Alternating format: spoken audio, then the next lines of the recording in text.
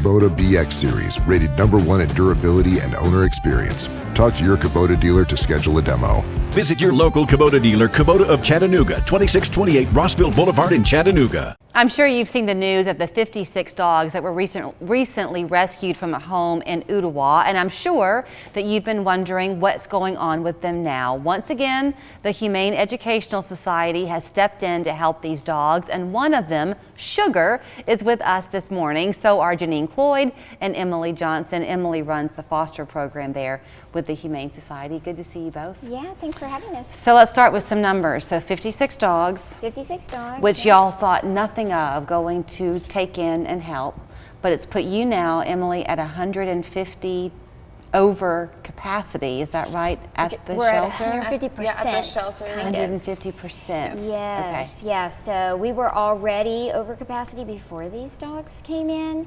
and so we had to set up temporary shelter for them, and so.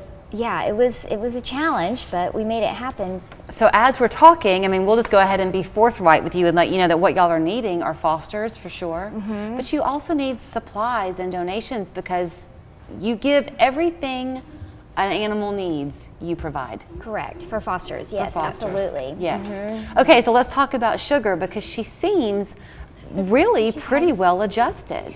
Is she? Well, yeah, do you want to talk about her? She's really sweet. A lot of these dogs are just very, very timid. They just need you to kind of sit with them and get them kind of used to you, and then they open up really quickly. They need to learn some leash manners and some basic training just because, you know, they've been living in a large group and they don't really know how to be in a home. Right. But they've all been really great. We've sent several of them to foster care already, and they've adjusted pretty quickly. So what are they? Is there a beagle in them? What do you think they're? Hound mixes, yeah. Hound mixes. There's some that look like beagles, but they're all pretty much that brown and white, and some of them have the speckles, but they all kind of look similar. I wish you could see her, but she's not being very mannerly, and she has turned her back to the camera. But she has got the most beautiful eyes. Yeah, she does. There she's there she is. goes. Do you have any idea how old she is? I think she's about a year old. Okay. This is one of the younger ones. So, I mean, I don't know how relevant this is, but we'll talk a little bit, Janine. This was not a hoarding situation as much as it was these dogs were left without an owner. Is that right? Can I say that? Yeah, Too late, I guess. Actually, yes. So I think what happened was there was some dogs that started reproducing, and it just got out of control very quickly.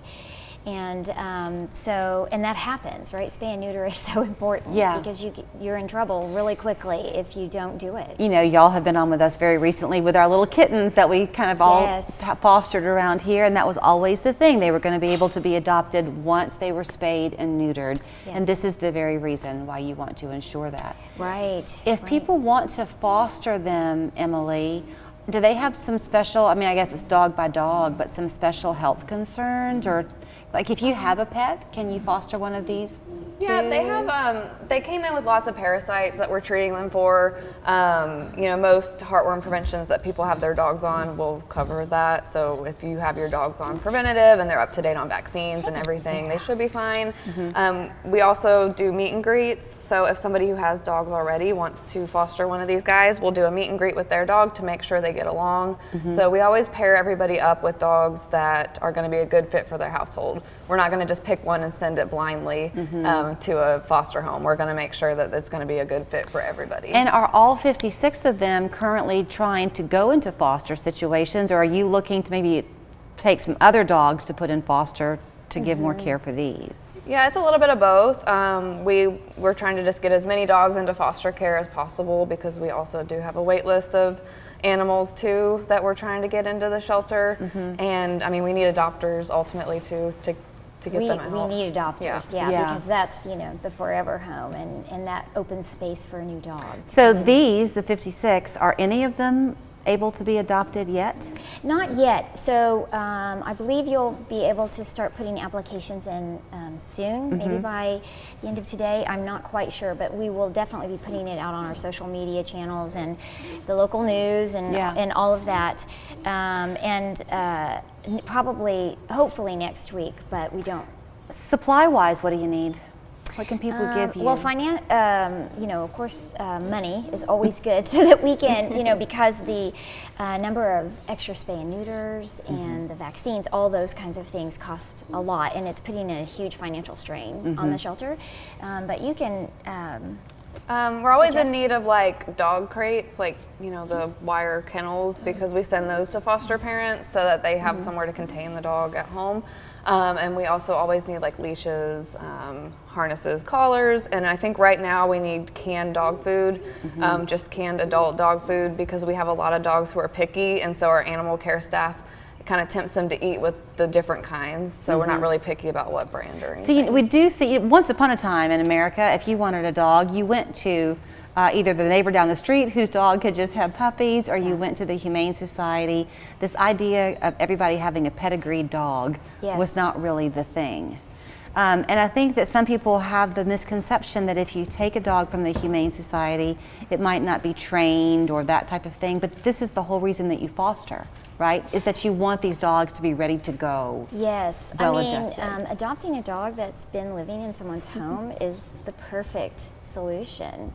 Yeah, so a lot of shelters are moving more towards that foster-centric idea, so that you do get a dog that already knows, right, that it goes outside in the backyard when it has to go potty, and it knows, it's used to the sounds of televisions and all the things that sometimes, these dogs probably, they don't have experience with all the normal things that we don't even consider. Well, if you're in the market to add someone to your household to love, please consider going to the Humane Society. I've talked to them for years, but I have seen what y'all do as a customer, if you will, when I was fostering those kittens, and it was consistently happy.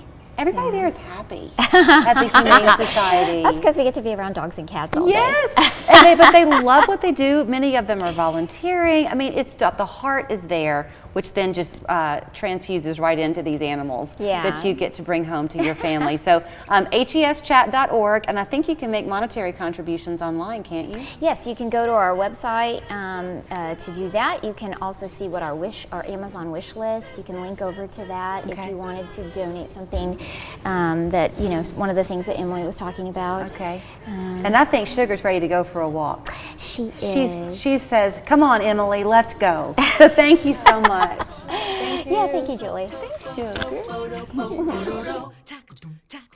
Look no further than Mercantile at the Ridge for that unique home furnishing or collectible. The same familiar location, new management, and a refreshing shopping experience with over 125 individual shops. Find what you're looking for at Mercantile at the Ridge, Ringgold Road, Exit 1, East Ridge. This CHA Spotlight